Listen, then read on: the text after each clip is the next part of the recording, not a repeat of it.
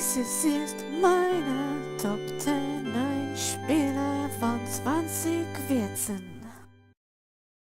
9. Shovel Knight looks to bring back the SNES days with its 16-bit replica graphics and side-scrolling, yet hardcore gameplay. To me, the environments look very beautiful and foretelling, which will please those looking into aesthetics. I watched Epic Neighbor's original video on this. In it, he reveals this game will have actual secret areas that are hidden from player sight, but there won't be any trickery or complications behind obtaining them outside of the game's mechanics. Another cool feature is the use of your shovel. Rather than wielding swords and magic to progress, your shovel is a multi-purpose tool. This brings back nostalgic memories for me, and I'm happy that Kickstarter has enabled this game, along with its stretch goals, to come to life. 8. Raid may look like a Dead Island reskin, but it got a lot of Elder Scrolls 4 Oblivion likeliness from this game. It looks to be a fun hack and slash dungeon crawler that can be enjoyed in addition to co-op. Sure, Raid isn't mind-blowing or revolutionary, but it doesn't look bad either. It should be a fun ride. 7. Child of Light, a 2.5D platformer, is Ubisoft's attempt at developing a unique game with one of their relatively new AAA studios. The game is meant to feature a flexible combat system and lots of crafting to be done, not to mention everything about this title looks jaw-droppingly gorgeous. Can't wait to spend a night relaxing in with this. 6. Although Wasteland 2 is in early access, there is still lots to be developed on that, is because the developers are ambitious and have a vision for this game. This turn squad-based CRPG looks to relive the original Wasteland in modern times, and offer players real choice and consequence, along with a vast open world to explore to your heart's content.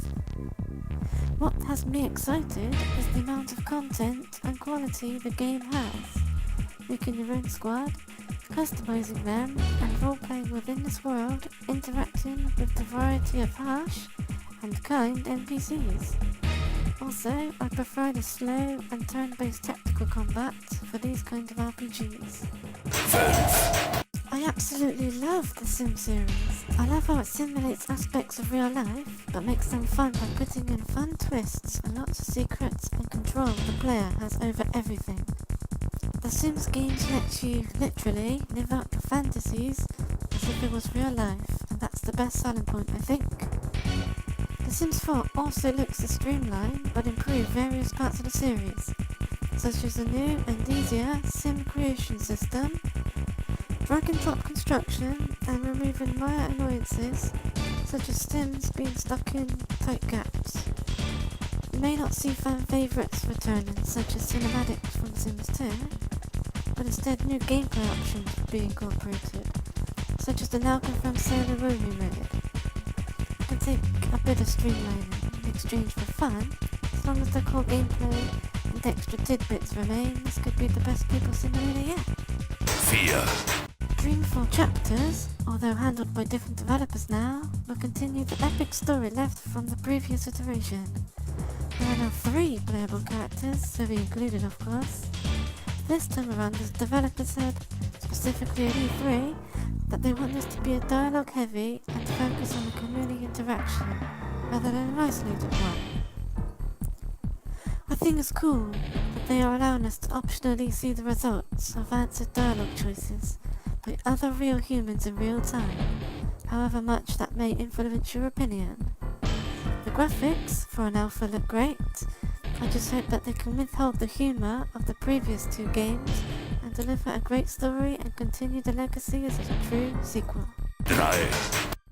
Pillars of Eternity, formerly known as Project Eternity, is a return of one of the most beloved game industry companies for creating some of the best CRPGs ever, Obsidian Entertainment, who they are formerly known as Black Isle Studios.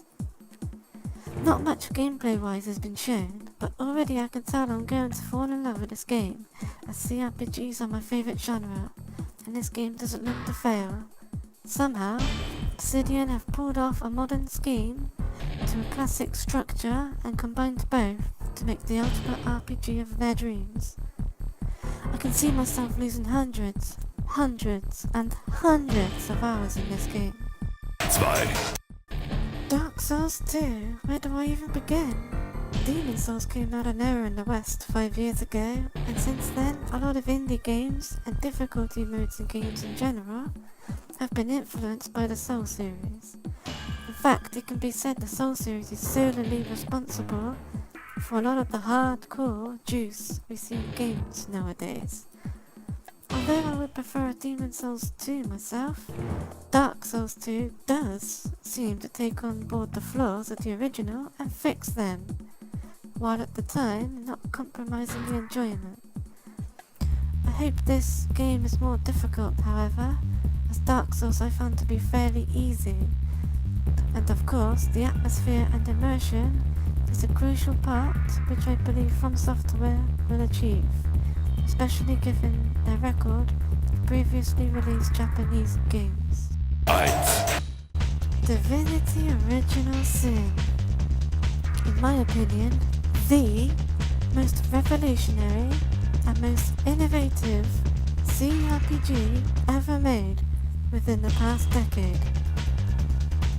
I want to keep this video short, so I can't get into everything, otherwise I'll be here until dawn explaining why I think this. But this game ticks a lot of boxes for me, and has been developed towards an area of my liking.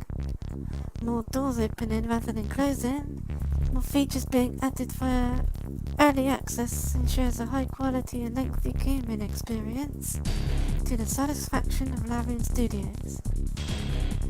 I have watched each developer diary 3 times at least, and I am incredibly hyped for this game.